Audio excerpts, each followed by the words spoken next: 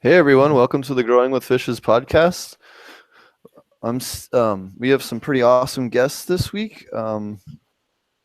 We do this podcast every week in order to teach people about aquaponics and cannabis and all things related to both of those realms. Sorry for the weird camera issues today. I cannot figure out what's going on with my camera, so I'm all tripped out. We're going to have a great show today. We have a really awesome guest today. Dr. George Brooks is with us, one of the leading experts on aquaponics. And we also have Aloha Terps. Do you guys want to introduce yourself? Oh, we do? Who goes first? Why don't you go ahead? Me? Yes. All right. Yes. All right, I will go first. I'll try to keep it brief. And my name is George Benjamin Brooks Jr. I am the CEO of a company called NXT Horizon. We focus on ag tech and primarily on doing great things with aquaponics to make it more mainstream and less expensive and more applicable to more situations. Is that enough? Yeah, wonderful. Thank you so much. And Aloha Terps, why don't you tell us a little bit about your channel and what you've been doing? I got into aquaponics like 5 years ago, and I just started doing cannabis on aquaponics maybe a little over a year ago, and so I'm still in the beginning experimental phases of it, and I've been trying to add some homemade inputs and stuff like that. So that's kind of what my channel's about and what I'm up to with my setup. Wonderful.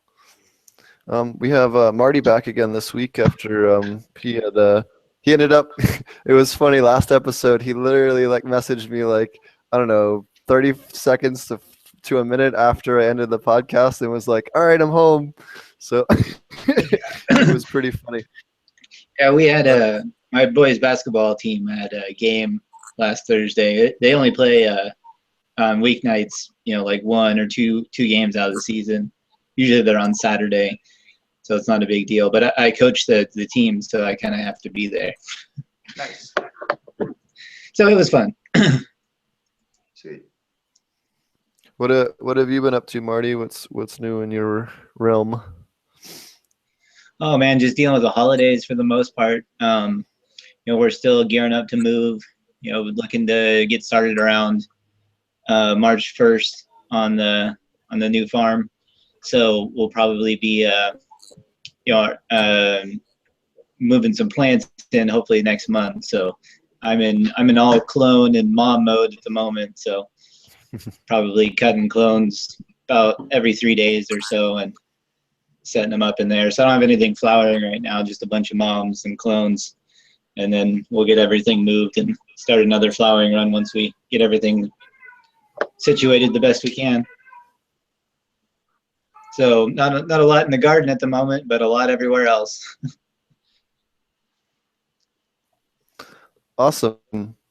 I've been getting everything get a bunch of planning done out here at Eden Art Gardens, planning out the greenhouses for next year, and working with the people at Eco Cultivos down in Puerto Rico. We're getting ready.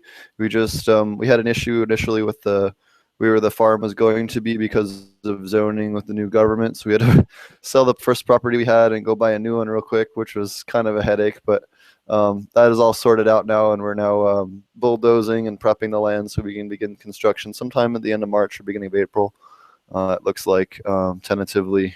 So then we'll be down there working on that. Of a class at Ouroboros, if anyone's interested, coming up on the 21st and 22nd. We'll be teaching aquaponic cannabis classes up there, and we'll be doing a monthly class of either that or medicinal herbs in aquaponics for most months in 2017, with one or two exceptions to that, April being one of them, for obvious reasons.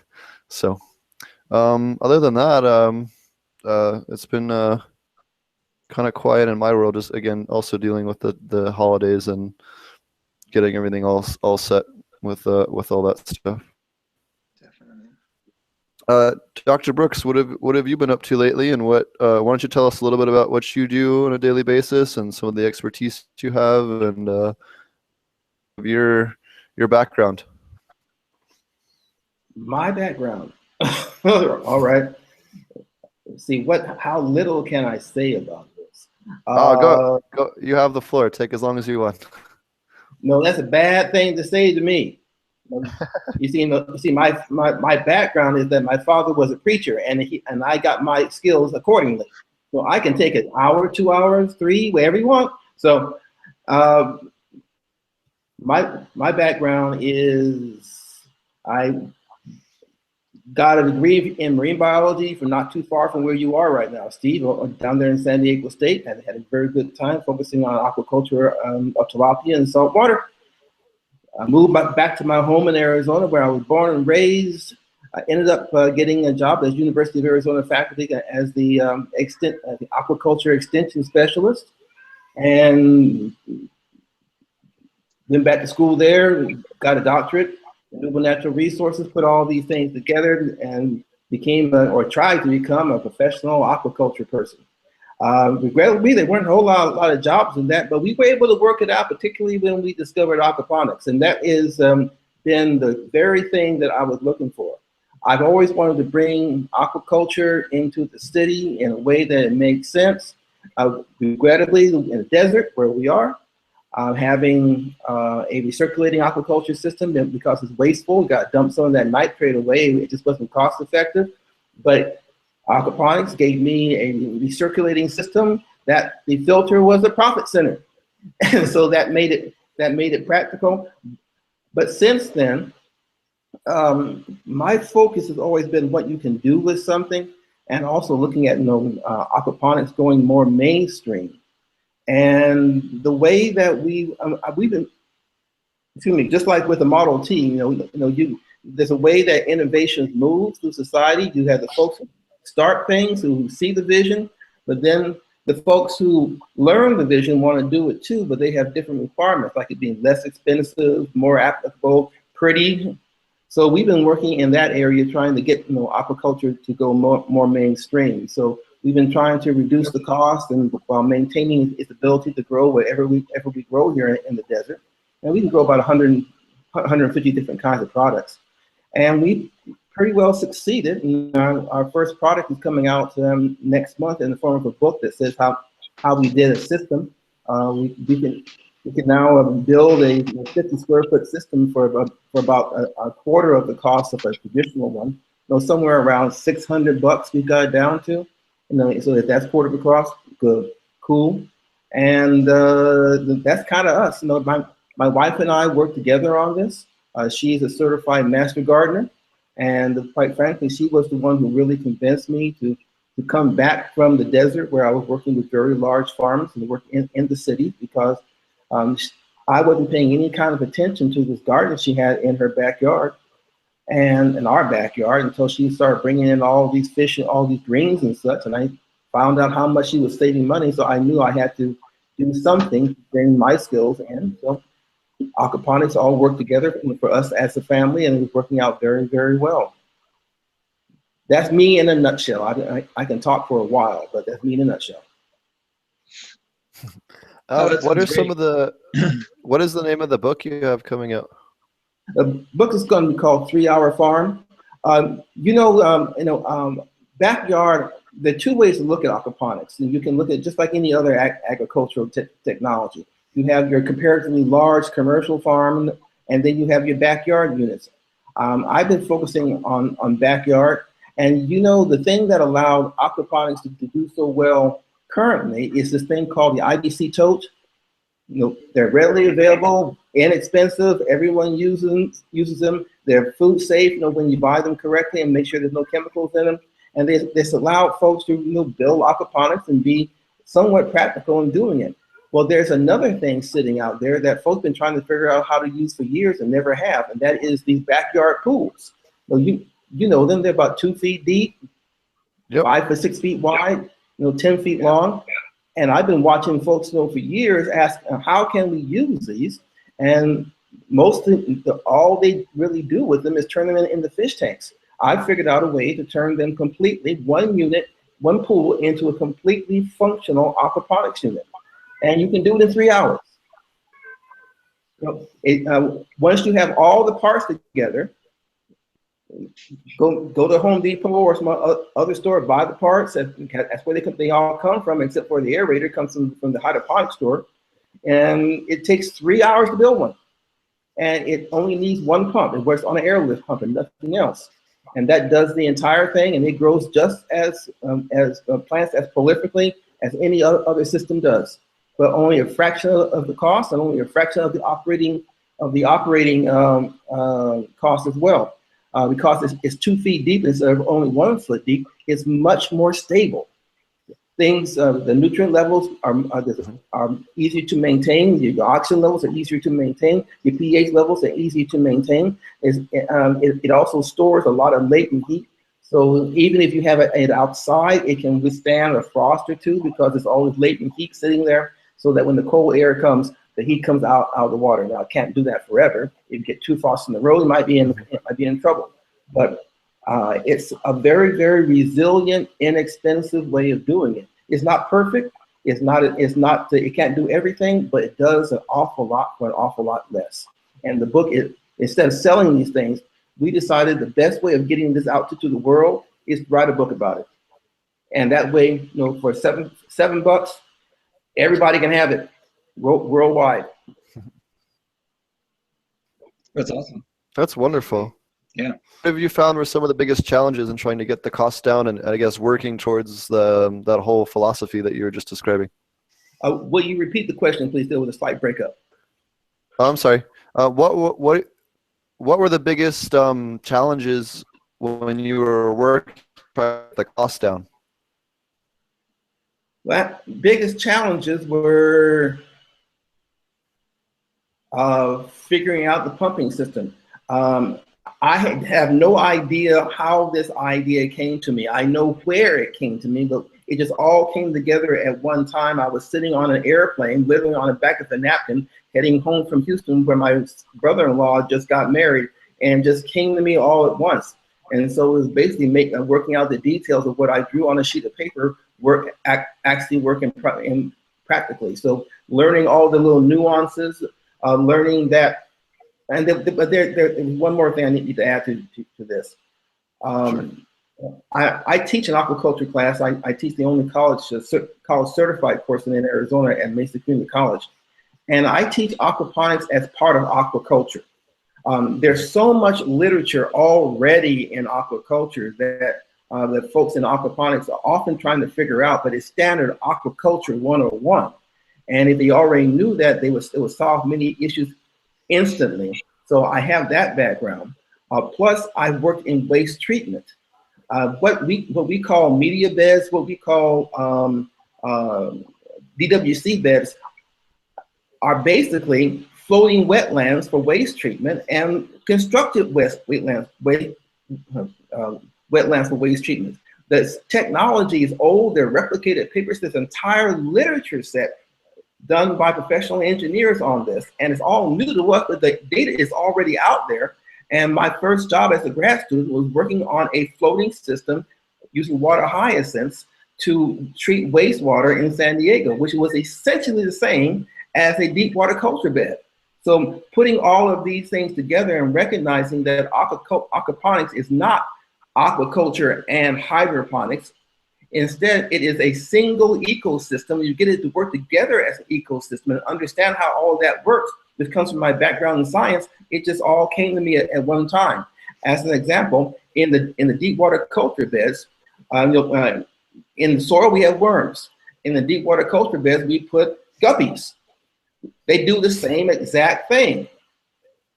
So they eat eat the insects. They nibble on the plant roots. They encourage them to grow. They eat the bacteria that are growing there. They add more nitrogen to the water, which is again uptaken by the plants and through the nitrification cycle. And then underneath them, we put giant freshwater prawns. So when we have too many guppies, the prawns get the rest of them. Free food. Okay, you turn it into an aquatic ecosystem, and suddenly everything works. And so understanding all of those nuances. Now, quite honestly, there's so much going on when you really look inside of an aquaponic system like this. If I had 6 grad students working on PhDs, they get 6 dissertations and still have more work to do. But it just kind of came to me all at once, and it's just so simple. It's almost silly. It's almost, the word is facile. So it's almost facile this thing is so simple to put together and works so doggone well. So that was the main thing, was basically believing it actually worked.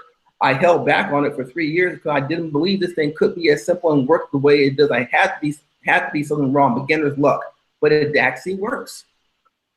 Mm-hmm.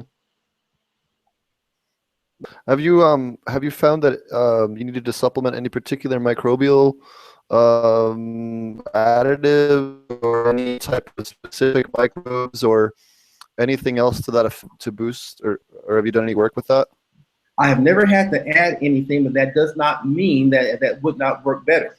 There's so much that I have not done. Mm-hmm. I've gotten this down to a basic place where most people can understand it, but there are many things that need to be done. I think, Steve, you were telling me about a type of bacteria that sequesters either phosphorus or potassium. Was that you? Phosphorus. Yeah. So there's a product. There's a product that are called Mammoth P, which is a microbial additive that I believe was first discovered by CU, but then monetized through a company called Mammoth P Microbes. They're connected to the university there, and what it does is it takes the non-bios, and in the same way that the nitrogen, Unisoma nitrospira, break bioavailable into nitrate, this does the same thing, but for us. Hey, Steve, man, you're dropping out. You should drop your video, Steve. Gonna see if yeah. Okay, a little better. That's a little better. Where you dropped out was that you were saying what the bacteria actually do. Okay, hopefully it's a little better now. I dropped the bandwidth a little more. I apologize, guys, that my internet connection isn't the greatest at the moment. I have a new internet connection coming, but it's not here yet. So basically, the Mammoth P, in the same way that nitrospira break down nitrogen and make it more bioavailable by converting it from ammonia to nitrate, this converts the phosphorus into a more bioavailable form. I forget the exact chemistry on it, but it works in a similar manner to where it breaks down the phosphorus and makes it much more available. Well, I'm extremely interested in that because one of the things that we always have is the plants uptake in this system. The plants uptake nutrients so quickly, we're always short of something. Potassium, phosphorus, we're always short of something. And so if we can have some method or means where the bacteria will sequester this and make it more bioavailable, it would definitely help. Absolutely. And I think that's one of the biggest areas of research for aquaponics and even hydroponics going forward, is that all these different microbes that we have a really good understanding of microbes that are part of the food web chain in soil.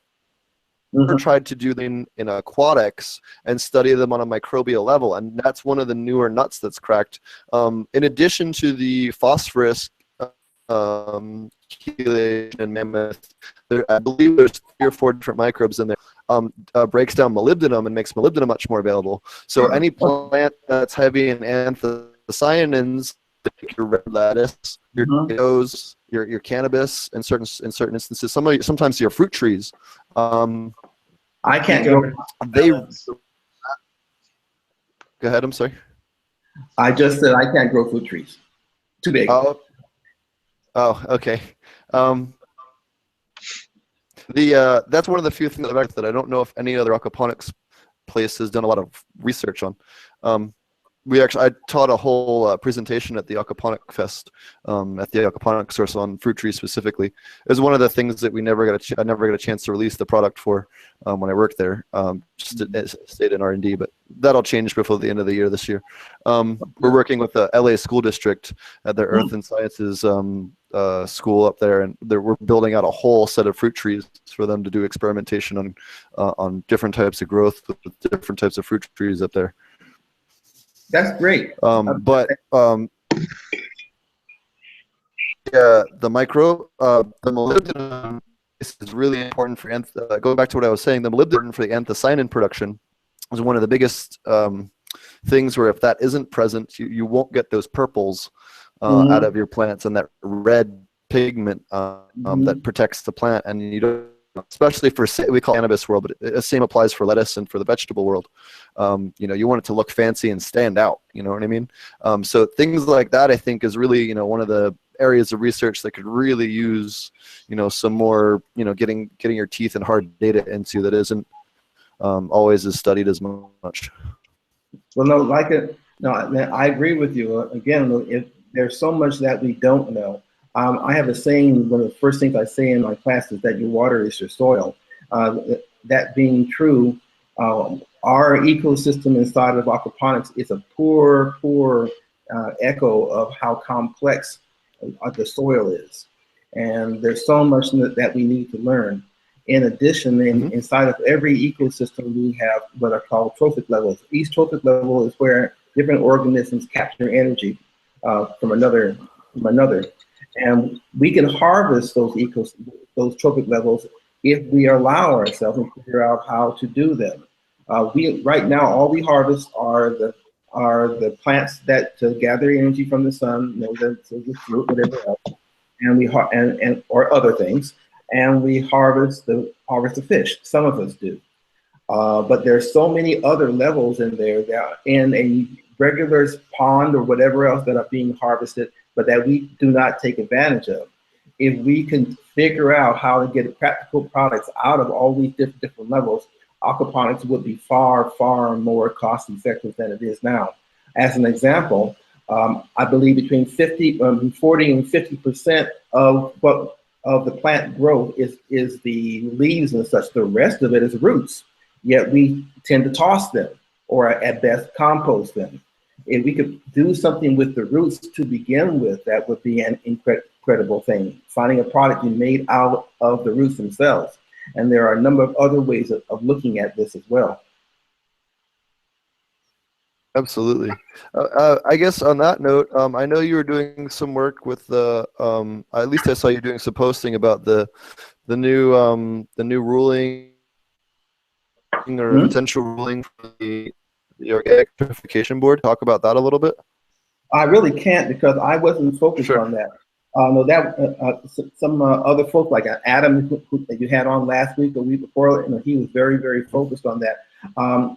Everyone has their expertise, and while these folks are doing great work with the organics and focusing on how we can get over that particular hump, and the little I can say about it is that there's bacteria through all agriculture. Agriculture wouldn't work without bacteria and microorganisms. That folks can get hung up on that issue, and considering how comparatively loose that the standards are for food coming out of the field, we're very tight as far as our maintenance of high quality, and that's we need to really get an understanding of that.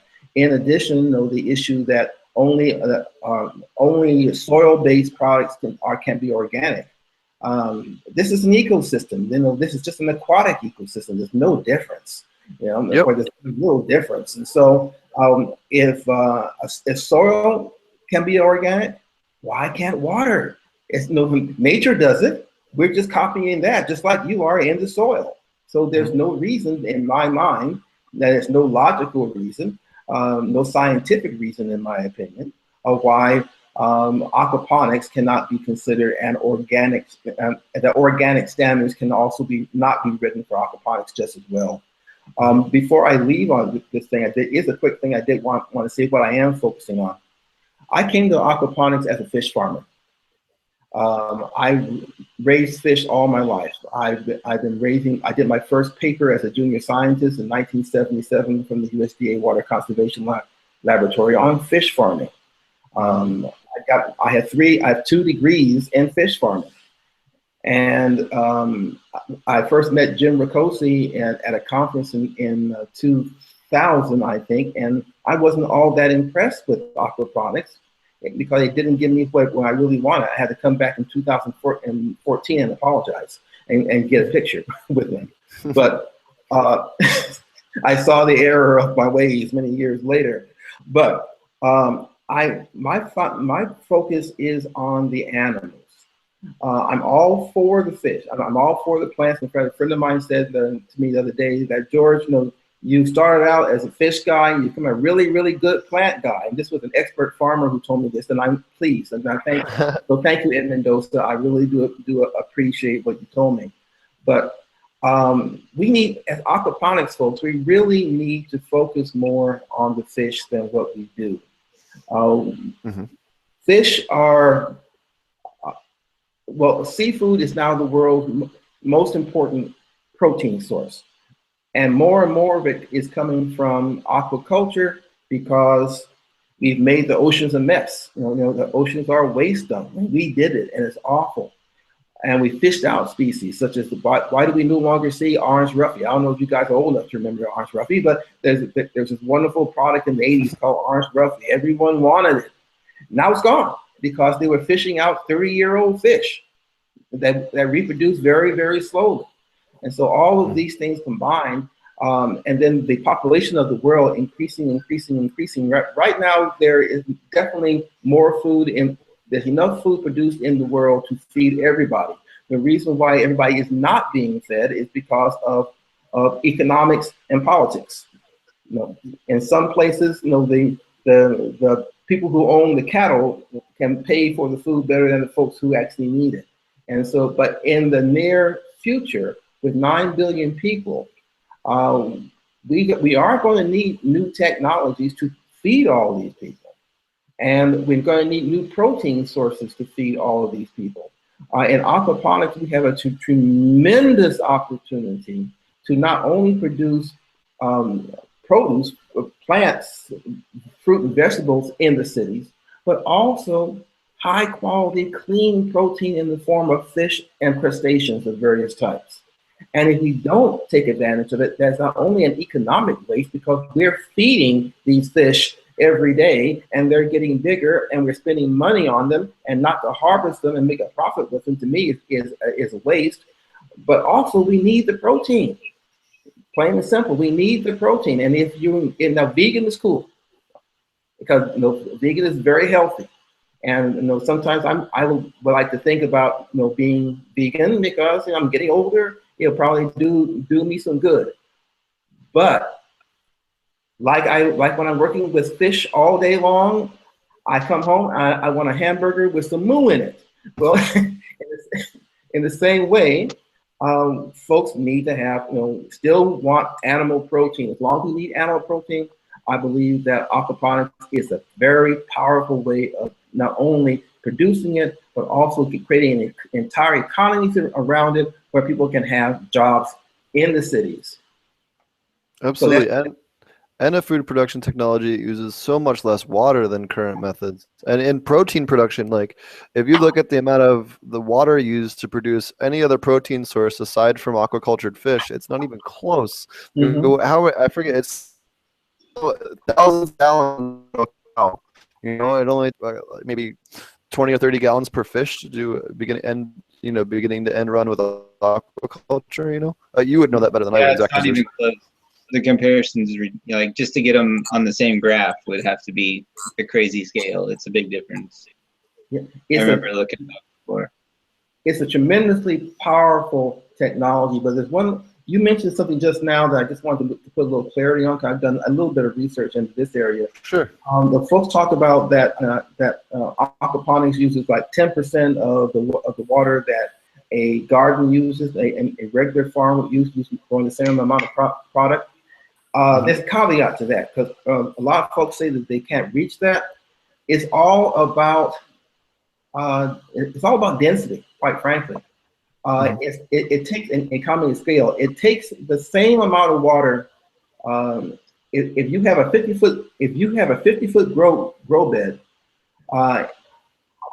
if it was empty, it would still evaporate as much as the same amount of water as it does when you have it full of plants, not including evapotranspiration. So therefore, the more you can produce, the more water efficient the system is. So So therefore, I highly encourage people to really learn how to produce a lot of food with your aquaponics because they can do it. You know, my wife and I produced, again, we had a 50-foot grow bed and we were going on 400 pounds over a year. And that was just playing with it. It could have done an awful lot more. The only reason we stopped was because we ran into two bad months that year, December and January, where things froze up and we had to discontinue and restart. But if we had kept going, we might have made 500 pounds. And this again was a brand new concept on the system. Once we now learned how and what plants to grow, that we could have perhaps even improved on that. Not only growing leafy greens, but if we grew some heavy fruits such as tomatoes or Armenian cucumbers do wonderfully well, or cantaloupe and Chantraise melons, all of them grew very, very well. We could have practically had even more than that 400 pounds of fish, 400 pounds of vegetable matter, and I think it was about 30 pounds of fish. So we can do a whole lot more with our systems than what we are and still have them grow in a safe manner to where if the power shuts off, you're not going to lose everything in the next hour. That's the other side of the coin. Now, you've done a lot of work with invertebrates and shrimp and stuff. Have you noticed anything that needs to be, I guess, addressed differently? Like, one of the biggest things I've learned having worked with a lot of invertebrates is that you need to maintain things like your carbonate hardness or dissolved carbonate hardness to maintain proper shell thickness and egg fertility and egg, I guess, survivability, as well as calcium levels. Is there anything else that you've Well, each crustacean is different. Here in Arizona, crayfish are illegal. There are no native fish in Arizona, and so even the Procambarus clarki, the red swamp crayfish, or the Pastapasticus lenticulus, which is another species in California, they're all illegal. Though they're all through our waters. They've done great ecological damage, and Game and Fish wants to get rid of them, and they won't. And they are illegal to have. And don't get caught with a red claw. Okay, no, they would not look favorably upon that as well. What I have had a chance to work with, however, is Macrobrachian rosenbergi. And they do extremely well in our water. Our water is extremely hard. In fact, we often call it liquid rock. And so they get all the calcium they want. What the real issue is that I am looking at, I have not had any problems with it yet, but it's pH, of course. You know, their shells are made from calcium carbonate. And when we have to run our water slightly acid in order to get the proper uptake into the roots, I have some concerns with the shell thickness and their survivability. Now, so far, I haven't seen any problems. So this is just a hypothesis. I run my water to 6.8, and the max do quite well with that. The issue, of course, is that they're cannibalistic and very territorial. But there are a lot of misconceptions about them that we can still work out and to get a better growth rate. As an example, there's the myth that they only use the bottom, that they are benthic animals. No, they are not. They use the complete water column, particularly when the water column is full of roots. They're all through those roots, and they segregate according to the size of the animals, with the smallest animals up toward the surface and the largest ones hanging around on the bottom. So therefore, we have a 3D growing area that we have not learned how to properly manage and take care of. In addition, they are not carnivores, they're complete omnivores. And so they are therefore eating not only the fish that you have in there, but they're also nibbling on the roots. And if you nibble on the roots, that encourages the plants to grow faster. Hydroponics people know that when they trim their roots, when they trim roots, that it spurs the plant into a new growth phase. These animals are doing the exact same thing. And they're also feeding on the periphyton, or biofilms, whatever you want to call them, the bacteria that are in the system, and rotifers and everything else. And so they skim those. And so with macrobrachian, there's so much that we don't know that we believe that we can get a far higher production once we learn the nuances of doing so. And I think that they can be a potentially really good product if these hypotheses prove to be true as far as raising them in deep water culture beds. And also, of course, again, our culture beds are at 2 feet instead of being 1 foot. It gives them a lot more room to work and live in, which again can improve their survivability. So that's my experience with crustaceans. Of course, breeding these things. Mats breed in freshwater, but their larvae must be flushed down into the estuary within 5 days or they die. I found that they are not that hard to larviculture. I made a larviculture piping crystals out of 5 garbage cans and some PVC pipes, and it worked extremely well. The only problem is because they require live food, brine shrimp, and they are very, very touchy, and they literally have to be babied for 28 days. You can't do anything and go anywhere else for 28 days except take care of them. Once we solve that issue, then I believe that we can actually have more hatcheries. But in the meantime, I buy mine. This guy in Texas does a great job, and I really like working with him. What's the name of that company if anyone else is interested? Where in Texas? Steve? I couldn't hear you. Yes, it's in Texas. Well, in Texas, it's Aquaculture of Texas. That's the guy. And we had a question from chat. Go ahead. We had a question from chat, which is how many gallons do the prawn need? How many gallons does the prawn need? It's not really measured in gallons. It's measured in surface area. And it's been my experience, in a cultured pond, they need a lot of room. Maybe one animal for every 3 square feet.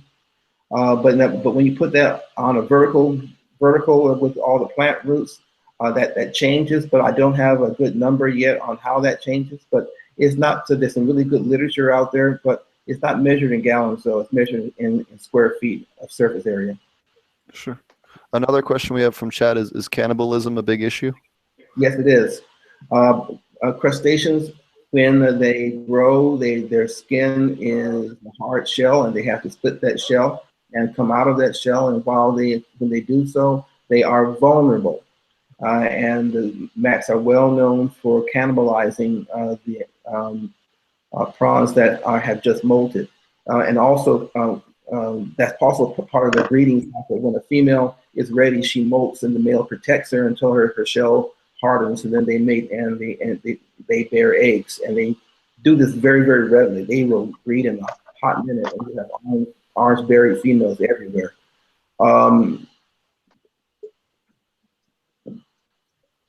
I believe that from what I've seen, part of the cannibalism issue is that we do not give them, in our standard culture methods, the correct diets. We assume that we feed them catfish pellets, and apparently they don't get what they need. I found that when they're in my systems, they're complete omnivores. They're eating a whole lot of stuff that's not in the feed that we give them. So, and that may be one more reason for their increased survival. So I can only suggest, this is kind of anecdotal stuff, but if you feed them a more complete diet, you may get less cannibalism. That's what I've seen so far anyway. That's pretty cool. Have you ever, I guess the reason I originally looked into them was because of their mineralization. My water is very hard to start with. And so, like you were saying, they have all the, my water is very high in calcium carbonate. So, I don't have, my pH is very stable, but it's also very difficult to change and very high to start with. So I was hoping that introducing them into the system, like somewhere, like either in between the grow beds and the current fish tank, almost like my plan is 2 55-gallon barrels that are piped together through the 2-inch inlets. And then there's holes cut in the top of them that I've used in fish tanks before. And so I want to, that's what I'm going to probably be one of my next projects after we get moved, is setting that up and throwing some in there. And I also considered maybe like setting up a place to grow algae for them to eat, because that was one of the things that I was read in some aquaculture, that that they would feed on it fairly readily. And so I wanted to get your thoughts on that, because that was the only place that I really had found anything that would be, you know, relatively self-sustaining in terms of creating them a food source, you know, kind of like, you know, we do for, you know, we use food scraps for worms, and we use black soldier flies for fish and different things like that to create fish food. Is there anything that you found that you might be able to use to create or essentially farm your own invertebrate food, as it were? Yes. You had two questions. The first question was, could you put them into, are you looking for a place between the fish tank and the grow bed? I put them in, do you have a deep water culture, media bed? What kind of grow bed are you using? What kind of system are you using? No, I just have, I have a relatively small, I have, well, I have 4 different systems, so that's kind of a long answer, but for the most part, they're all just grow beds of various types, with just like hydrogen and lava rock on the bottom. I don't have any deep water culture. Well, if you had deep water culture, that's where I would tell you to put them. Since you don't, the idea that you have as far as putting them in between the fish and the grow bed would be the only location that you could have them, unless you want to put them into your sump if you have one. It's not the greatest because it's kind of narrow and tall instead of broad and wide, and they would prefer it. But again, there's so much that we don't know that I can best say try it and see what happens. But inside of there, you have to have some kind of substrate. You have to have something going vertical that they can crawl on. In my deep water culture, they have the plant roots. Inside of your system, you've got to have something in there that will allow them to crawl vertically along it. You know, and don't stuff it full of bird netting, because they'll get all wound up in that. But if they can crawl vertically through something in there, that will serve them well to increase the amount of surface area that they have to work on. The second thing you asked, as far as growing your own food, again, the best recommendation for Max, as far as for me, would be putting them into a DWC deep water grow bed. And I never had to feed my macrobrachian, because we had an ecosystem working in the deep water culture, and they were simply part of that food chain and about harvesting things that I couldn't harvest. And so they were harvesting, again, the bacteria off the roots, and they were harvesting the guppies, and they were harvesting the roots themselves, and then we would harvest them. And so we never had to feed them. And we had hundreds of pounds of roots down in there, so they had an unlimited food supply. So they did quite well like that. In your circumstance, I don't know how well it would do and how well algae would work. The algae you're growing, would it be filamentous or green water? What type of algae would it be? I don't know. I haven't really looked into it. It's kind of a concept. Well, I would suggest that macrobrachian aren't filter feeders.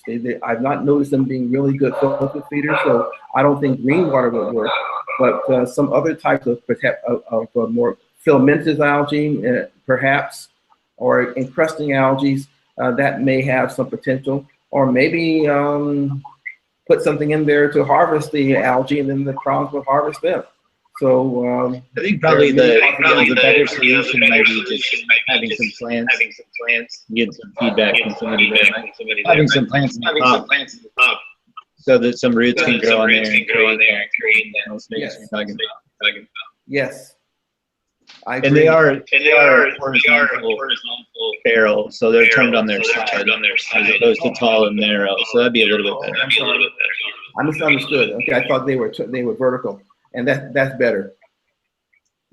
If you were to put plants along the top, just like a deep water culture system, that could work well for you. Cool. Thanks. Any more questions? Steve, are you still there? He's there, I think, but I think we lost him in bandwidth. Steve. I'm not sure. Hello, Aloha, are you still there? Yeah, I'm still here. Well, Mr. You have any Moderator? questions over there? Or you just soaking it up? Yeah, I'm just soaking up. You guys are talking about crayfish and freshwater prawns, yeah? Yeah. Correct. Oh, do you have any breeding tips? Ooh, okay. Number one, don't do it unless you got a lot of time. Number two. That applies to cannabis breeding too. Don't do it unless you have a lot of time. You got to have a lot of time and patience to culture macrobrachium larvae. It's going to take you 3 or 4 times to figure out how to do it. There's some good papers out there and literature. Read them carefully.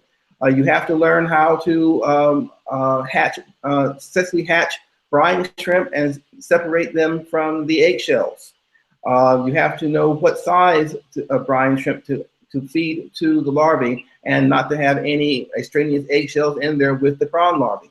There are a lot of little nuances to it. However, once you learn those, it can become very easy. It's like anything. Once you learn the tricks to it, it becomes very easy. Also, understand that they hatch at they're a crepuscular species. That means they like twilight. They all hatch at the same time in the evening. Just as the sun goes down and just as it gets dark, they will suddenly hatch, all of them, from the female's tail. They are what are called phototastic. That is, they will move to light. That means in your culture tanks, you cannot have anything white because they will glom onto it and stay there and never get fed.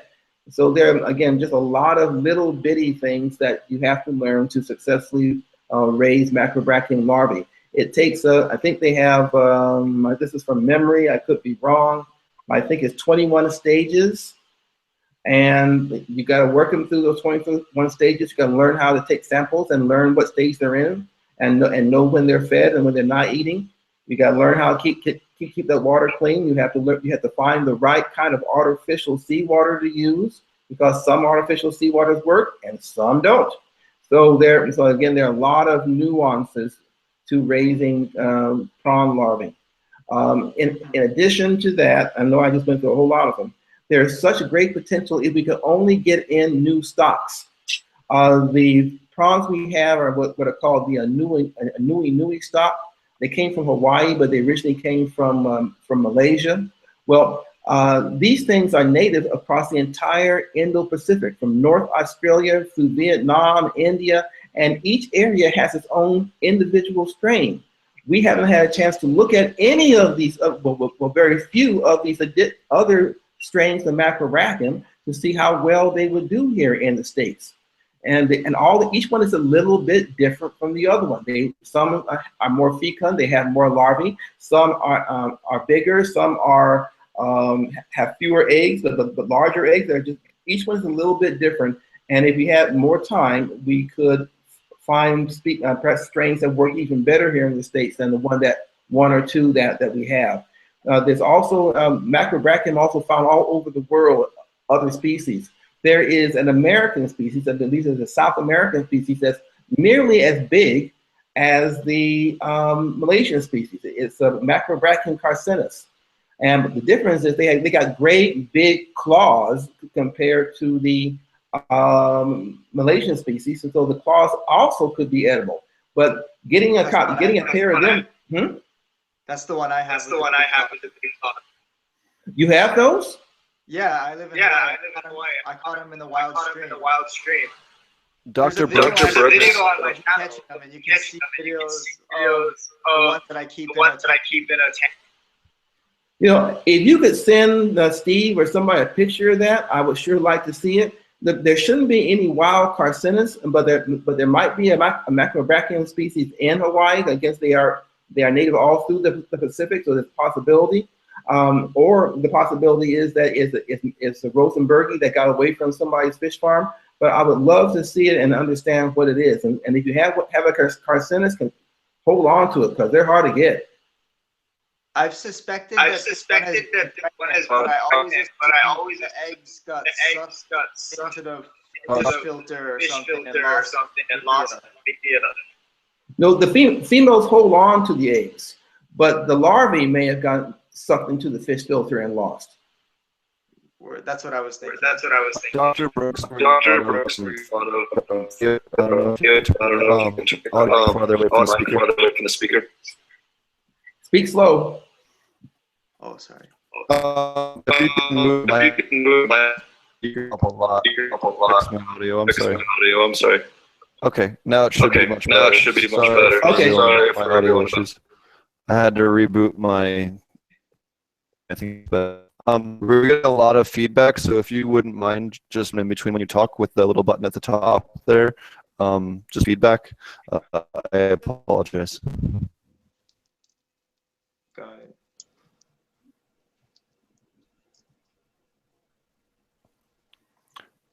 Dr. Brooks, is there any other, I guess, tips you have, or Aloha Terps? Do you have any questions for Dr. Brooks on aquaponics and just pitfalls that people or things that a lot of people do have struggle with or have problems with? I didn't get the first part before you said the problems or struggles, but talking about those freshwater prawns is very interesting to me though, because I mean that's what I've been experimenting lately in my setup, and I've noticed all of the things that he mentioned from the cannibalism but I haven't.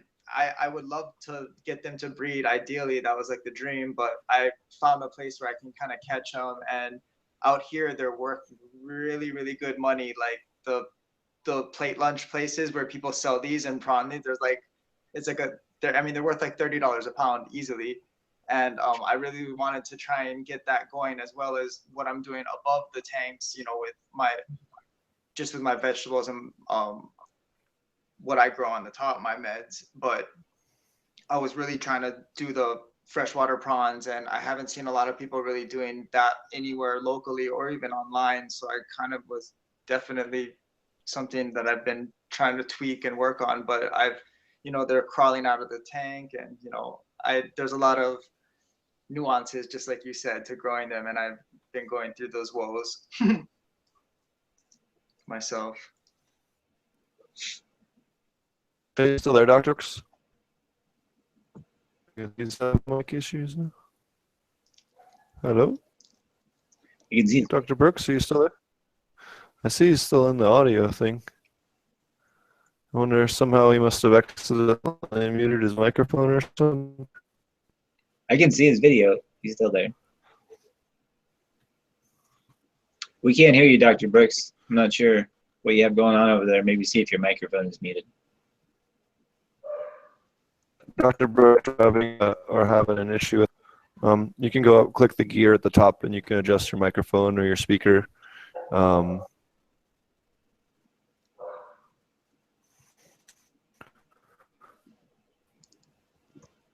Problems with Dr. Brooks. We'll get that sorted out. Okay, I'm back. There you go.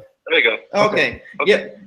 I don't know how it got muted, but there was a little microphone symbol that showed that it was. So I clicked on it and it came back. So my apologies. No worries. Okay, to answer your question in Hawaii, just work on them, man. Just play with them, work on them. I'm not quite sure what species you got. The ones that I have don't tend to crawl out of the tanks, but whatever you got, work on them, because crustaceans are tricky, but out there somewhere is that key. You will fall into it, and when you do fall into it, it's gonna be good. It's gonna do you well. Word. Are you on YouTube? Am I on YouTube? My channel, you can see in my latest video, you can see what species and maybe you can identify them. It might be I'm sure I can do that. Can you still hear me? Yeah, I can still hear you. Okay. You're just looping back. Not Okay. right now. No, not right now. Okay. Okay. See, I take things literally, man. You know. No, I mean, yeah, you can check it out, and then you could leave a comment, and maybe we can talk more on that. Okay, Steve, if you would be so kind as to leave the proper spelling for his link, I'll be glad to do that. Are you on the comment section? I forward his information over to you. Now, gentlemen, you have to realize that I'm an old person here, and so I'm good with the technology, but I'm not perfect. No, I got you. Yeah, No problem. If you could just move the microphone farther from your speaker or turn your volume down. Oh, Pick it okay. up Pick it up anymore. All right. Okay. How about this? Is that better? I'll try talking in a second. Turn your volume down just a little bit. Okay, doing so. Is that better now? Steve, were you talking to him or me? He was talking to you. They're trying to work it out. Microphone. Yeah, your microphone is looping everything. Everyone else is saying.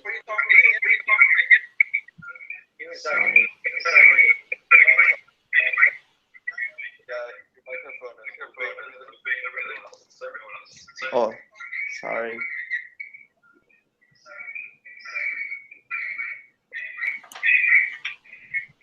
Steve, I think Steve needed it. Okay, Steve, do you mean to mute me there?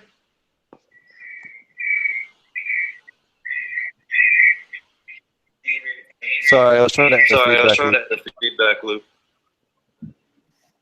I wasn't trying to be. I wasn't trying to be rude. We have a question from chat for Dr. Brooks. Is Dr. where Brooks, can he buy your book? It will be on Kindle. Available in about a month. Where can they purchase it? Well, you purchase Kindle books through Amazon. It'll be an ebook. Okay, wonderful. I wanted to make it as available as possible, as easy as possible. Is there anything else you want to plug or go over before we switch people? Hey man, I just want to thank you for the opportunity to be on your show. I've watched you for a long time. I've been debating with you and listening, having great conversations over Facebook on various sites, and to get a chance to talk to you and to talk to both of you. Thank you, and all three of you. Thank you. For a few minutes in person, I think is a great thing, and I really appreciate it. Well, we look forward to having you on the show. Now, gentlemen, if you would forgive me and a young man in Hawaii, regrettably, I do have to run off to another appointment. But again, great meeting all three of you, and I would love to do this again at any time, Steve. Wonderful. Thank you so much. Hey, thank you, man. Take care. Have a great time. Thank Live you. long and prosper. Thank you. Nice talking to you. You as well. And be sure and leave that link so that I can look up your stuff and see what species it is. I will. Absolutely. Send me any other links. To put in the description. All right. Thanks a lot, gentlemen. Take care. Bye-bye. That with the audio loop, guys. I'm not entirely sure what happened there. He was working fine for a bit, and we kind of had to wrap him up a little early. I do apologize. Times it got kind of confusing for a minute. Sorry, Aloha Terps. Please tell us all about what it is that you do, about your channel, how long you've been around, how long you've been doing video content. I believe when I looked on your thing, you started your channel in 2012. Correct me if I'm mistaken. I'd love for us to more about what you. Shoot, I don't know if I had my channel that long, but maybe it was probably just for watching videos. I just kind of was just doing any type of content that I was into, and I think I've probably found that aquaponics is probably my most niche content to stand out and on the internet, and it's definitely one of my passions among a lot of other things. And I just enjoy sharing what I'm doing with the world because I know not a lot of people are doing it. So it's just fun to just kind of share what the whole process. Well, for where you are too, being in Hawaii, it's particularly important, right? Because you guys have such a hard time creating, just the amount of, nowhere close to the amount of food that you need. You guys rely so much on the mainland for food that self-sustainability is some of it, and especially using fish and water conservation are all important in that area, more so than they are in other places, right? Yeah, and not to mention we don't have any dispensaries or collectives in Hawaii. Oh yeah. And we were the first medical state to like approve it, but we still have yet to find legal access to patients, and it's still a struggle. So you can have a legal rec card, but you still have to illegally purchase your weed or your meds. Sorry. So same thing. I mean, that's kind of another thing that led me into aquaponics and just DIY culture of just having to do it for yourself because there's not really a lot of access anywhere else. So it's just kind of what we're more forced to do. So I feel like that, and another thing that's what separates my content from a lot of other quote unquote weed tubers, that they just go to dispensaries and they get to show off their hauls that they pick up, and it's amazing and it's nice to look at, but it's just not how it rolls out here in Hawaii, and that's not how we roll. So I feel like it's definitely just a different point of view, and I think it's just fun. It's fun to share. I think it will definitely be inspiring for a lot of people, and I feel like the way I do it is a little different than the way everyone else does it. My channel's not monetized, so like it's not really even like a money thing. It's kind of just more like it's kind of more for the art. I use all copyright music, that's why, in my content. Channel, you still don't get anything. Nothing more. You're breaking up again, Steve. I don't know what you're trying to say, but however we question. Yeah. So Aloha, when did you start growing cannabis? How much? I mean, not how much have you grown, but I guess how many runs have you done, and what has been your experience with that? I haven't seen your channel, so I'm sorry, I don't know what you've done so far. I'm only actually probably like in my third season, and I'm just the beginning of flower of my third season, and cool.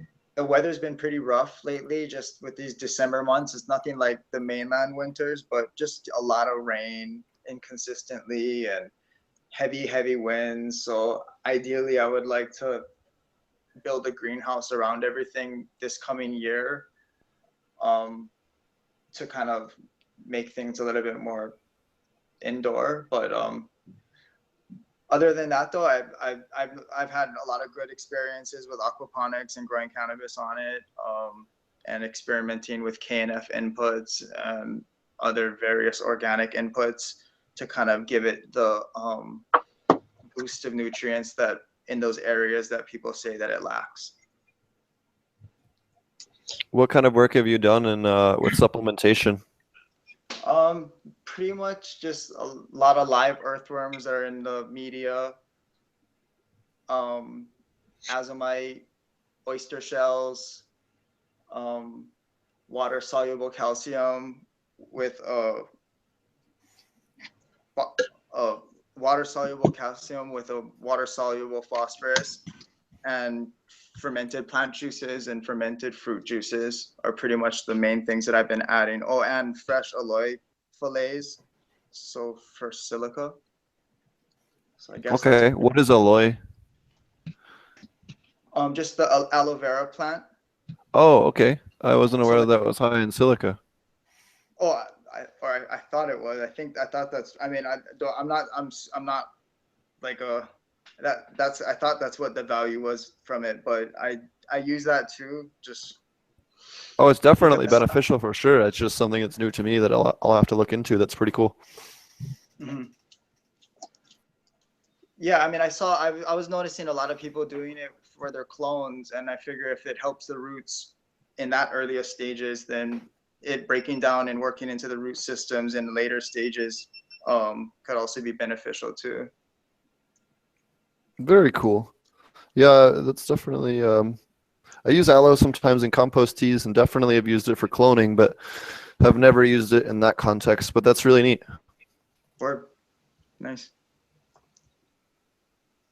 What as a newer grower coming into the thing, trying to do aquaponics, what's some stuff that you run into that I guess has been challenging, or I guess could be something that someone also coming into it would learn from.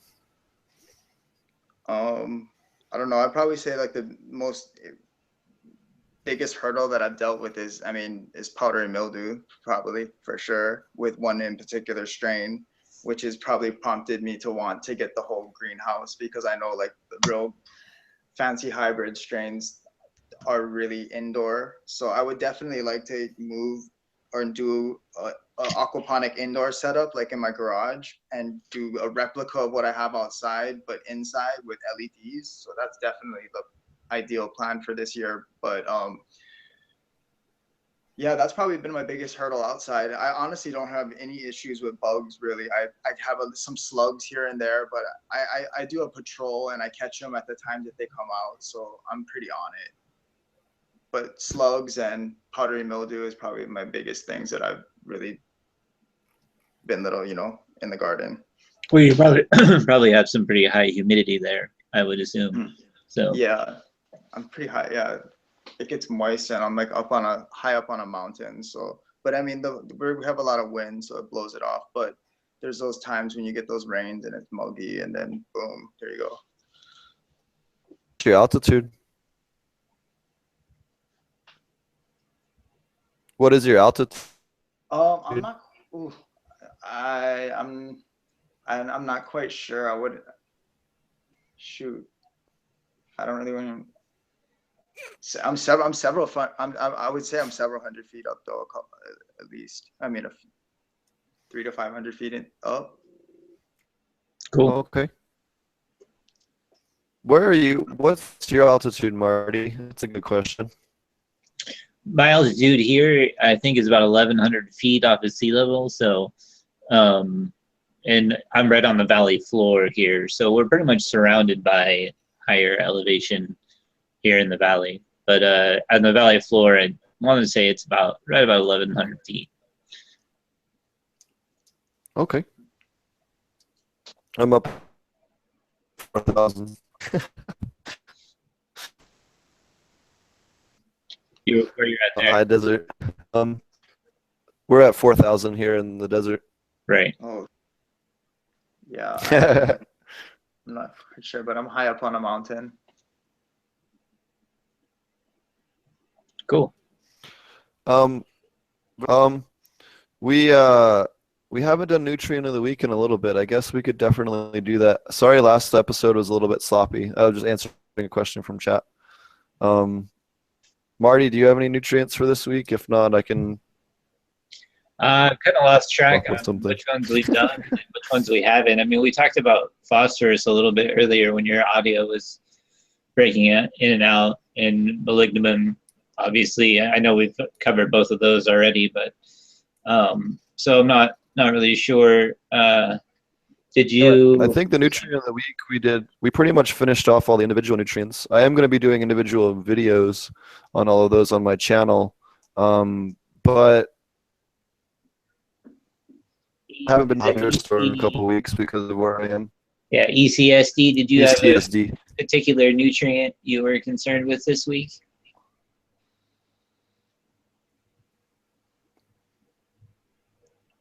We're all waiting. Type faster. No, I'm just kidding.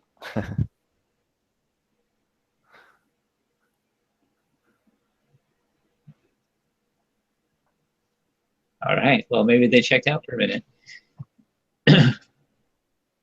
Anyway, so maybe we should just do. I mean, we can talk about the main ones, obviously. I said not in particular. All right, that's fine. So you Well, always I have had to. PKs, and it's obviously taken care of.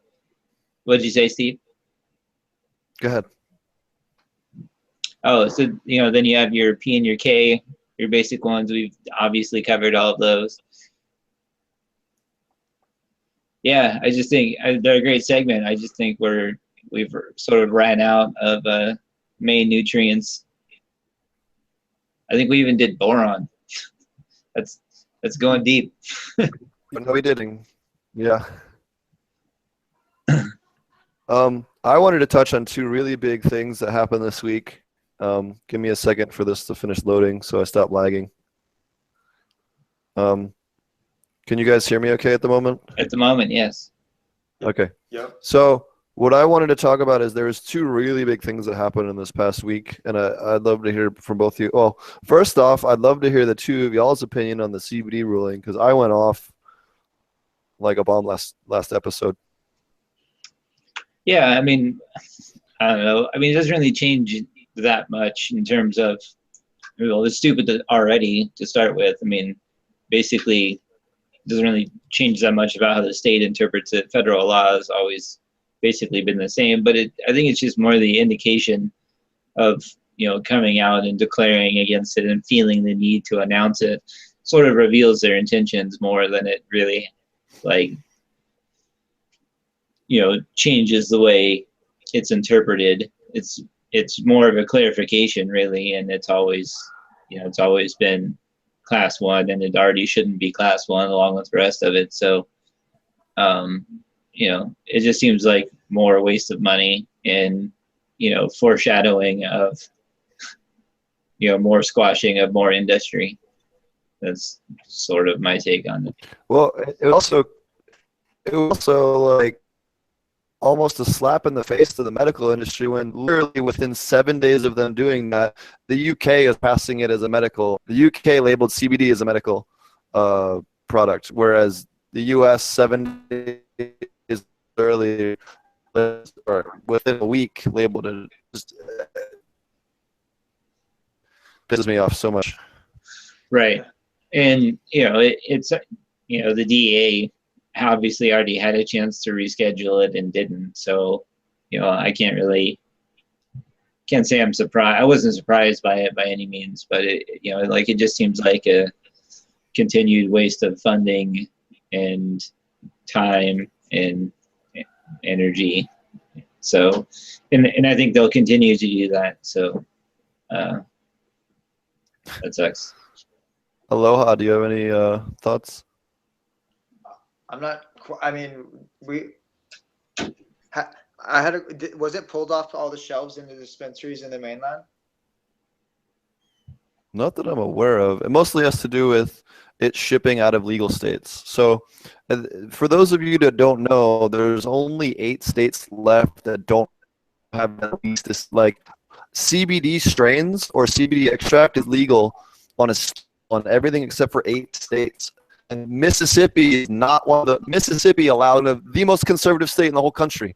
Okay, that's another reason why this ruling is insane, completely insane. Aside from the fact that this solely targeted medical users, mostly pediatric people, cancer patients, and people with disorders, the 3 people that need help the most in this country. Sort of people with cardiovascular issues, which is just something that cannabis doesn't help with a ton. A few exceptions, SVT being one of them. That's why this ruling is so blatantly offensive. Like you could literally watch for videos on YouTube of people being aided by cannabis oil. Like it's just psychotic. And not only that, affront and offensive, and just a fuck you to family members like me or other people that have family members that rely on this to get through the cousin on to any other medications. What the fuck is he supposed to do? You know what I mean? This is insanity. Anyways. The other big ruling that happened this week, I don't know if you guys saw, in Arizona, in Phoenix ruled, and I'll read the exact thing: medical marijuana users cannot be convicted of driving while under the influence of cannabis, absent proof that they were actually impaired. The State of Appeals ruled on Thursday. In a major setback for prosecutors, judges pointed out Arizona, unlike states, that spells out certain levels of THC in the blood. This all stemmed from a guy that was pulled over, and he had, hold on, where's his nanogram? He had 26.9 nanograms of cannabis found in his system. And they found that he had no impairment, despite the fact that he had blood in his system. The cop just pulled him over for some other crap, and basically tried to throw the book at him, and the judge threw it all out. This sets an enormous precedence for case law in the United States about THC levels in the blood, and basically overturning a whole crap ton of both cases and other state laws precedents on this type of thing. There's a whole lot of people that are going to get DUIs now, big thanks to this ruling. And it was one that needed to happen. You know, a medical patient that's dabbing every day, dabs before, you know, in the beginning of their times a day, but is still clear of mind, should not be persecuted. This is complete bullshit. And thankfully, the judge saw that and ruled that way. And Arizona, of all places, which is known for being particularly anal, Arizona, Utah, and Kansas, all before this ruling, could throw you in jail for testing hot on a test, a hair follicle or blood test, just for having any amount of THC in your blood, regardless of the amount. The nanogram amount did not matter. Now, in this ruling, again, the nanogram does not matter. You can have any amount in your blood as long as you can prove that you're not impaired, which basically passed the roadside and you're fine. You know, but we can all agree that no one who's just started smoking should be dabbing or bong ripping and driving. We all can agree on that.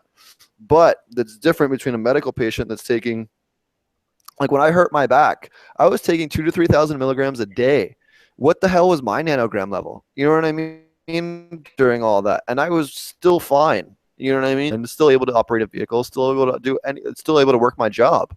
You know what I mean? Like, not only that, crush it at work. You know what I mean? So it's complete insanity that they're going to draw this, you know, imaginary line at 5 nanograms. It's bullshit, you know. Insane. You could have dabbed a couple days and gone a whole week and still been above 5 nanograms, which is the old limit, you know, which is completely ridiculous. I agree. Yeah, I think you got to be like, if you can pass the sobriety test, then, you know, like what more do you really want? And, you know, you could have, we know that cannabis stays in your system for much longer than alcohol, for instance. So, you know, it's just like another attempt to sort of slap on what we already do with alcohol onto what we should do with cannabis. And it's not, you know, it just doesn't apply. It's you know, you're comparing apples and oranges.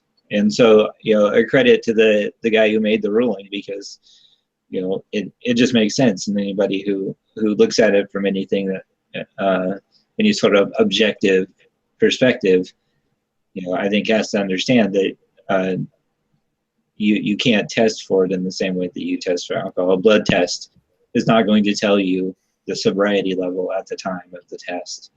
So good for them. Good for a lot of people. Yeah. The other big news I wanted to talk about today, well, I guess I'll touch on the two more minor things before I touch on the bigger thing. First off, props to whoever did the Halloween sign. Right. Doesn't know the Hollywood sign. Some morning went and vandalized it into Halloween and put some stuff over the O's. The other one, Israeli military is relaxed its stance on cannabis and no longer persecute soldiers or reprimand soldiers for testing hot for cannabis, as long as they're not high on duty, which is a huge thing. You know, not all of us agree necessarily with Israeli politics and how their government handles things, but, you know, props to them for doing that, and, you know, moving to science instead of bullshit. The big heavy thing I wanted to talk about today is the death of Franco Loja. For those of you that don't know who Franco Loja is, I had the pleasure of meeting him once and corresponding with him via email 3 separate times. And he is one of strain hunters. If you guys have ever seen Strain Hunters, he is one of the world leading experts in cannabis genetics and wild landrace types of cannabis. And he's was in the Democratic Republic of Congo working on malaria research with CBD and I guess some kind of research down there, and ended up getting cerebral malaria and dying very quickly.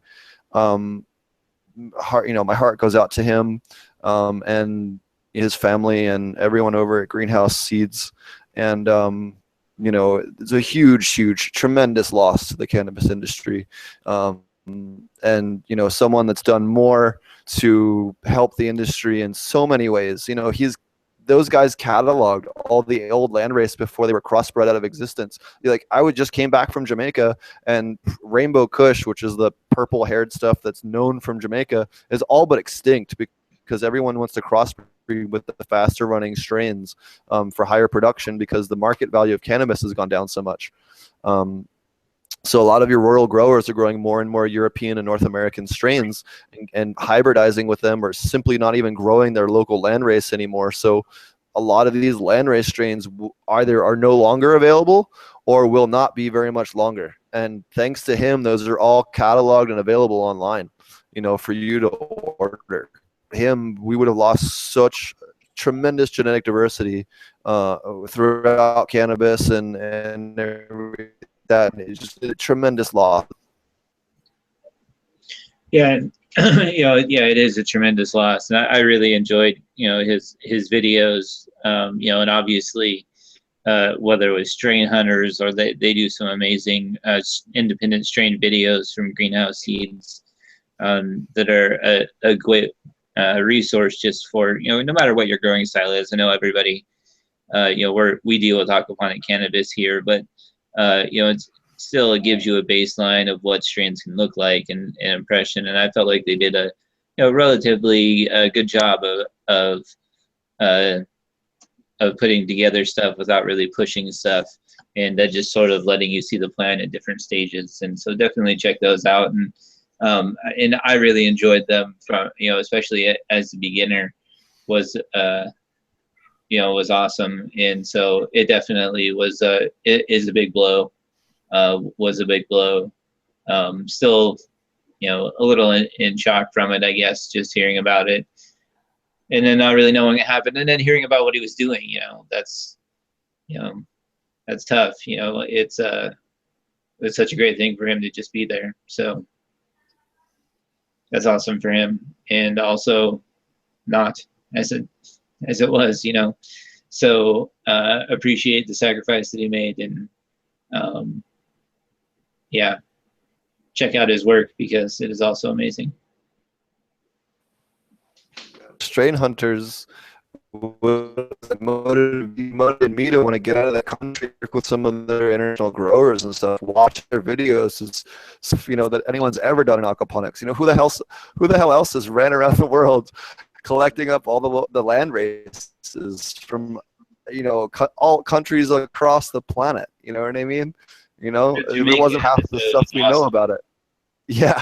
I love the Jamaican episode. If you haven't seen it, you can go get it on YouTube and check it out. They're really open with their copyright stuff, and it's and I think they even have some videos, or at least they did. They had some full episodes posted for quite a while. They still do.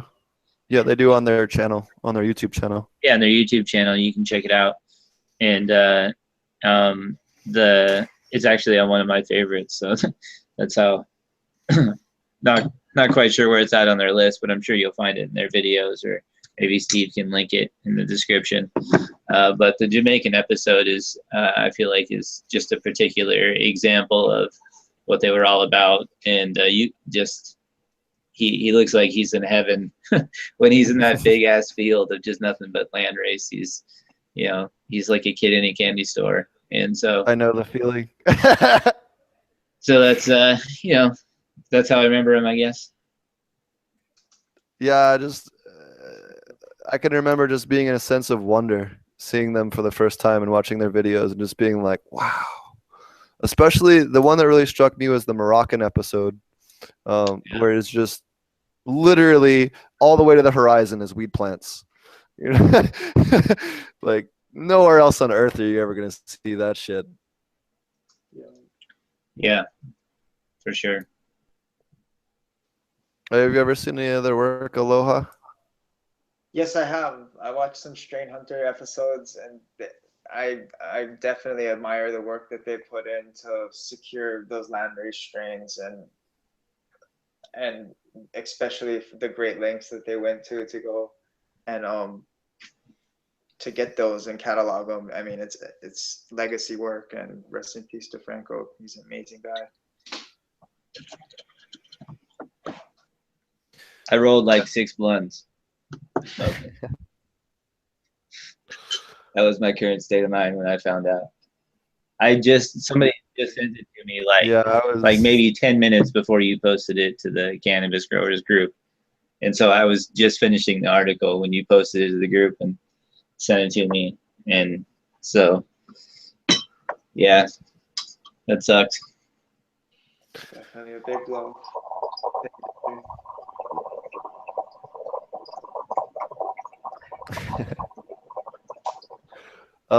Did you have any questions, Aloha, for me and Marty, or what other did you have anything else you wanted to add, go over, or plug, or? No, I just appreciate you guys having me on and involved with the conversation. It's definitely nice to connect with the community that does what we do. I have a question for you. Do you notice a difference between aquaponic cannabis and other cannabis you can get in Hawaii?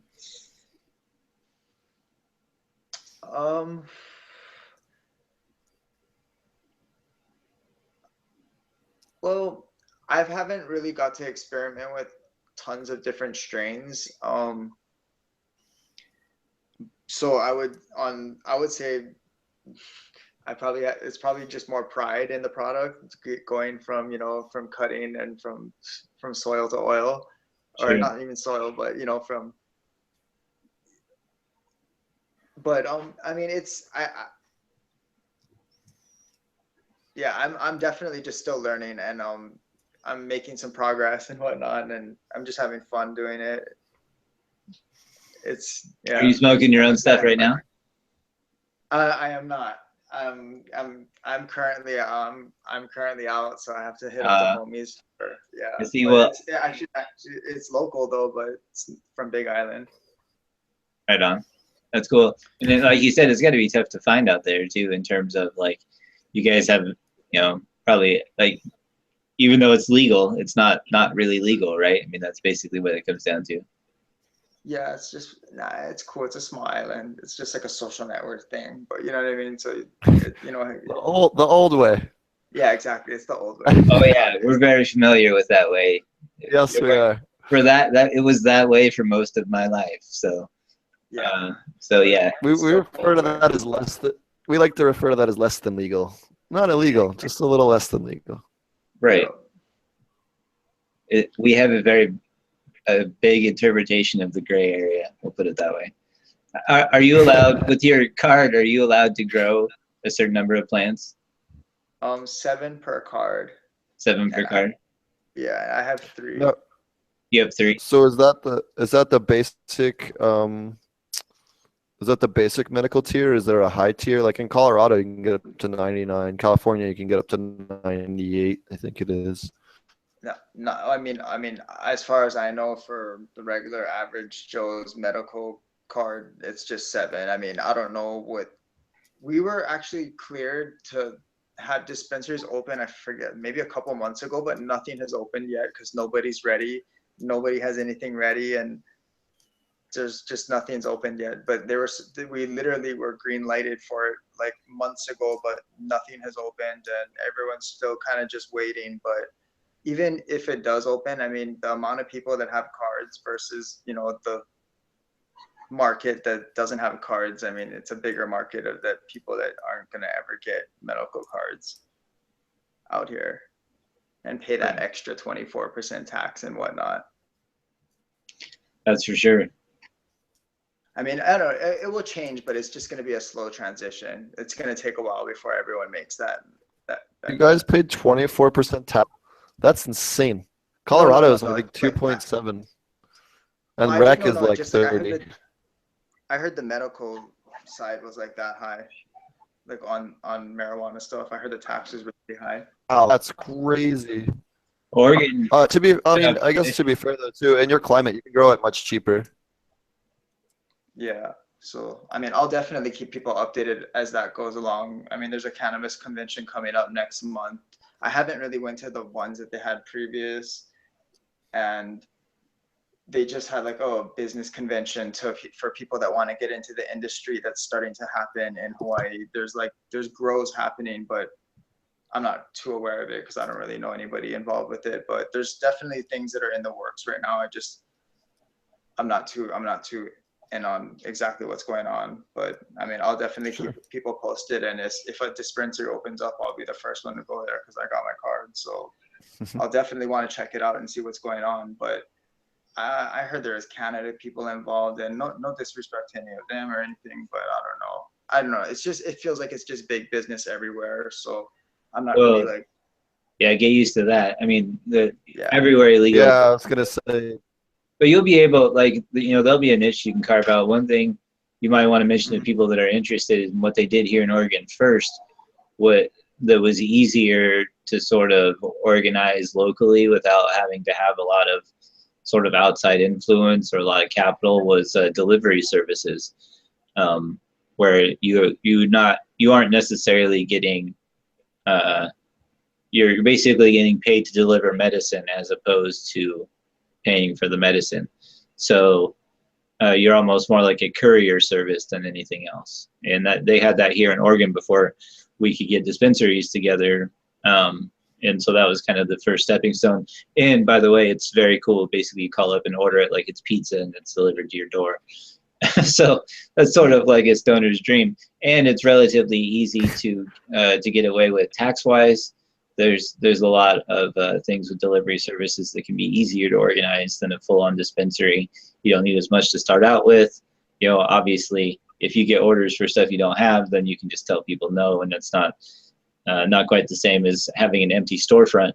So there's a lot of advantages to it. So if you hear of anybody trying to do it, maybe make that suggestion to them, or be on the lookout for it. There might be somebody already trying to do that, and then you can just have it delivered to your door, man. That's really about the best you can hope for there. It was pretty cool. It was the first thing I did when I got my card, man.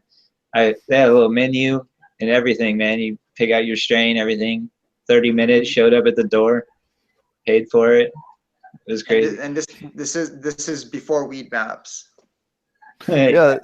Yeah. Allegedly, in Philadelphia, allegedly, there used to be a delivery service there in Montreal, and yeah, it's just funny to see it all come full circle and be. I guess it was just weird to have it happen legally, because I mean, everybody's happy. It was strange to me. I stayed in I went out to the convention out in Vegas, the weed convention, whatever, a couple weeks ago, and it was awesome to sit in Vegas and fucking use my Colorado card and get delivery weed at like the pool at the hotel. Like that was awesome. Like that was weird to me. Like that I could use another state's card, and and as far as I'm aware, Nevada's the only one that recognizes out-of-state cards, except for I think they now exclude 215s. Correct me if I'm wrong. And I bet their tourism from those places, from those states with cards, is fucking through the roof. I mean, because people want to go to Vegas anyway. You know what I mean? Yeah. So now people like me that I don't really want to go to Vegas, but now that I can do that, I mean, shit, I go to Vegas. You know what I'm saying? Yeah. You can even fly there. So we can, from here in Oregon, they rule that you can fly anywhere inside of Oregon or to other legal states with it. So what? Yeah. When did that happen? Because that was like right after rec. So like even here, I was under the impression that airports were still federal property and you could still get popped. Is that wrong? I know for sure that people have been allowed Oh, I definitely have known a few people that have brought a decent amount of weed through airports. No, no, I mean allowed, like allowed to go through. In Oregon, at the airport, you're able to fly inside of Oregon into other legal states. So the guy that I know flew from Medford to Portland and does so all the time. And so, there were articles from Oregon Live about it too. I'll see if I can dig it up. But so, and obviously, something may have changed between now and then. So make sure you check. Don't yell at me if you get busted at the airport. But I know as far guy. as far as I can tell, as long as you have less than like a quarter, from what I know, don't fuck with you too much. I think it has to be less than an ounce. I think that's I literally hard, but I know for the airport, I watched them pull out someone's pipe in their weed, look at it for a second, put it through the X-ray machine, and put it back in their bag. And that was the last time I went through. I forget what airport it was that I saw someone have that. Yeah. And so, and like you're saying, obviously people have been getting weeds at the airport for a long time. So, I mean, it's not anything new. It's just the fact that it's at least supposed to be legal, I think is probably, the head turner, I suppose. But yeah, I mean, I've seen lots of weed get through the airport in different ways, like rolled into joints and then like double vacuum sealed. Dog ain't smelling that shit. So I heard. Well, dogs won't hit on weed anymore, at least in a legal state. That's what I've gone through like covered in keef from a grow before. Like there's a couple of months ago, I went through and I came from like right from a grow and I was covered in like little pieces of leaves and I know that like my clothing just reeked and the dogs just did not care at all. So I'm sure new ones, probably. I know. I kind of had a funny experience one time. I was coming back from elk hunting, archery elk hunt. I was coming back from Eastern Oregon, and we stopped at this rest area. Allegedly. Oh yeah, allegedly. So we allegedly stopped at this rest area, and I went off to the smoking area and partook in a pre-roll, allegedly, and was headed back over to the restroom, and there was a guy chilling there by the restroom with his dog. And I went to walk by to go to the bathroom, and the dog just started freaking out. I mean, just like barking and barking and barking, and like I was trying to steal his fucking food or something. And and I was like, what's going on? He's like, oh, sorry, man. He's like, hey, I think I was wearing a knife on my side. He's like, I think it's your knife. He's an ex-police dog. So he gets a little jumpy around knives. And I was like, oh, well, if he's a police dog, that's probably not what he's jumpy about. I reek like a motherfucker, man. I just got done blazing. So I had a good laugh.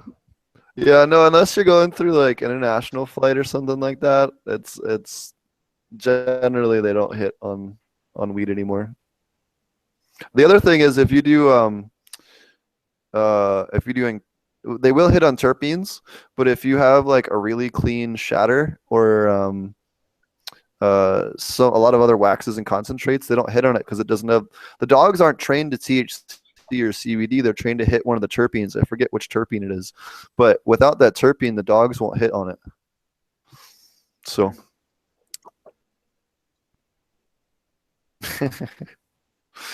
Crazy. But yeah, so we have chat. It was in media bed systems, do you leave the roots of harvested plants in the bed for the worms? No, at least I don't. It causes too many issues with root rot, fungus, and potentially food for pythium, which is root rot, or root aphids, or just other pests that can mess stuff up. We generally pull out, as much of the roots as we can, and then we'll compost them, and then I'll use that compost for the upper layer of my dual root zone in the future. But that's generally what I do. I don't know if you guys do anything different. I do pretty much that. I mean, obviously, you're always going to have some root material left behind when you pull out a plant. So, for the most part, I take the majority of the root ball and put it in, and compost it, like Steve was talking about. And then what I also do for anything that's left in there, and I guess really I just do it anyway. Anytime I pull a plant out, I have like an EM1 powder that I ordered from Terragenics, which is basically just like a rice syrup powder with EM1, which is like lactobacillus and a few other microbial inoculants. And so I'll sprinkle it in wherever I took the plant out. And ever since I started doing that, put a little lay in there and kind of mix it up, I haven't had any issues with root rot. I haven't seen anything like that. And then also I have a healthy, worm population in there too. So, they consume all the rice powder and all that stuff too. So I've had really good luck with doing that. But the ball itself, I wouldn't leave it in there. And don't leave it in there. I throw it in the compost. But I usually don't, worry about it too much in terms of like trying to get the whole thing out, or like I used to do to try and keep root rot down. So you can look into that stuff, or you can use pretty much any like microbial inoculant you can sort of sprinkle on there just to break down any of those dead roots, so that sort of out competing them as opposed to getting rid of them or trying to filter them out. Microbial you're looking for when you're dosing for that specific purpose is trichoderma. Trichoderma tend to wipe out Pythium pretty aggressively. So if you do happen to get a little bit of root rot on the decaying root matter, adding a microbial, something like Recharge or any other microbial additive that has trichoderma tends to do really good. Just remember the trichoderma will add like a fuzzy, if it is too prolific, it'll make like a fuzzy growth on top of your soil or your media layer. That's not a bad thing. It's very good thing. Mold. Yeah, loading and replicating out of control and taking over, which sometimes can be a bad thing. Trichoderma, if you have too much of it, can wipe out everything else in your system as far as microbials in your soil layer. But generally, as long as you keep below 2% trichoderma or mixtures with 2 below total, but it is the main microbe that helps prevent Pythium more than just about any other.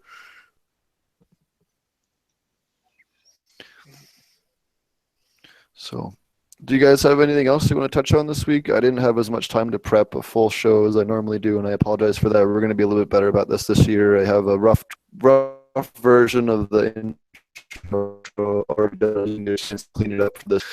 Was trying to have it ready for this year. But we have some really awesome guests coming up next week. I'm not 100% sure who the guest is, but the week after, we have Donald Bailey, from the head researcher at University of Virgin Islands, will be joining us for an amazing interview. Probably one of the most knowledgeable people, definitely up there with Dr. Brooks and Ken Armstrong we had on here. But he's been on doing this for an extremely long time. And anyone with Ponics knows that UBI has been researching it for much longer and put out way more data and way more the largest knowledge base that's been put out by a single source, as far as I'm aware, on aquaponics in terms of hard data. And it'll be really great to have him on the show. Sweet. Looks like I'm not really sure what happened. He should be back in a second. I guess he just crashed. And yeah, I'll be showing some shoots in Puerto Rico here. Before, I don't have the exact date of when I'll be down there. I think it's going to be April. I don't have the exact date yet, though. We'll have out an aquaponic cannabis grow in Puerto Rico. Marty just messaged me. His internet just went down. So, okay. So Marty's going to be. I don't know if Marty's going to come back, but you can reach Marty at to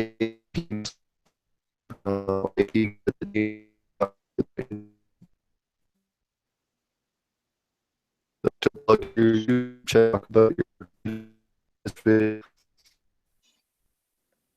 Sorry, you're breaking up. Oh, Aloha Terps. Would you like to plug your YouTube channel? Oh, Or yeah, latest yeah, video? just check out my yeah, if you guys want to check out my channel, check it out. I appreciate you guys having me, and it was definitely cool to be invited into the conversation. Yes, Thank you guys. his YouTube channel is Aloha Terps. And there's a link to his channel in the description if you would like to. And my YouTube is always is Potent Ponics. I apologize for the show this week. We're in the process of switching internet service providers, and I'm not sure the exact here. See what I can do about audio up for next week. All right, cool. Thank you. No, that's it. Thanks, Steve. Thank you. And Have if a you good guys, night. you too. And if you guys thanks everybody for listening. Again, sorry for the audio issues, and have a good one. Easy. Peace. Peace.